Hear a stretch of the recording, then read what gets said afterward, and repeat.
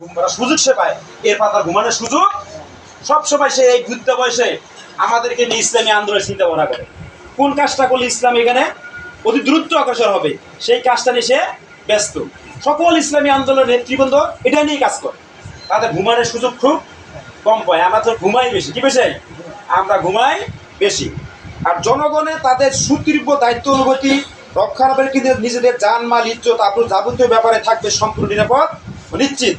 ইসলামী রাষ্ট্র পরিচালনার জন্য প্রয়োজন এমন সব লোকে যারা কোনো দেশে বিজয়ী বেশে প্রবেশ করলে সেখানকার লোকেরা গণহত্যা, জনপথে ধ্বংসলীলা, জুলুম নির্যাতন, গুন্ডামি, বদমাইশি, বেবিচারে ভয়ে ভীত সন্ত্রস্ত হবে না।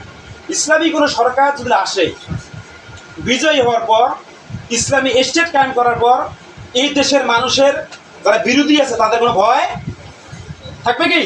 তাদের কোনো ভয় থাকবে না। যেরকম নবী করিম সাল্লাল্লাহু আলাইহি সাল্লাম আপনার মক্কা বিজয় করছিলেন, কি বিজয় করছে? বিনা রক্তপাতে নবী করিম সাল্লাম কি বিজয় করছে? মক্কা বিজয় করছে।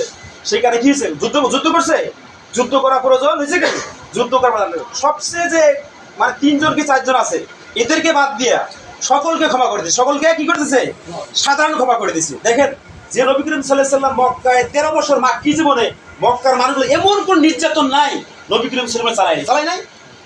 তাতে গণক বলা হয়েছে, তাকে অনেক কিছু দেওয়া হয়েছে। এমনকি তার নামাজ পড়ার সময় তাকে তার গলায় নারী ভূমি চাপিয়ে দেওয়া হয়েছে। এমন অবস্থা সে নামাজ পড়তে পারতো না।